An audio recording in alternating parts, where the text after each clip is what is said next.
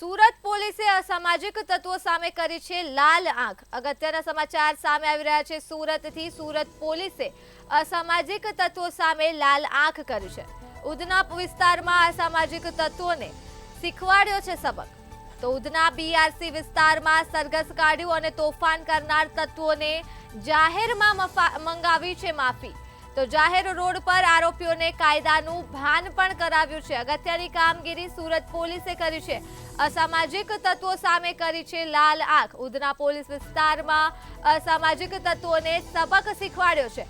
તો ઉધના બીઆરસી વિસ્તારમાં સરઘસ કાઢ્યું ત્યારે તોફાન કરનાર તત્વોને જાહેરમાં માફી પણ મંગાવી છે। તો જાહેર રોડ પર આરોપીઓને કાયદાનું ભાન કરાવ્યું છે। સુરત પોલીસની અગત્યની કામગીરી સામે આવી રહી છે। અસામાજિક તત્વો સામે સુરત પોલીસે લાલ આંખ કરી છે ત્યારે ઉધના વિસ્તારમાં અસામાજિક તત્વોને સબક શીખવાડ્યો છે। તો ઉધના બીઆરસી વિસ્તારમાં સુરત પોલીસ દ્વારા અસામાજિક તત્વોનું સરઘસ કાઢ્યું અને તોફાન કરનાર તત્વોને જાહેરમાં માફી પણ મંગાવી છે। તો જાહેર રોડ પર આરોપીઓને કાયદાનું કરાવ્યું ભાન।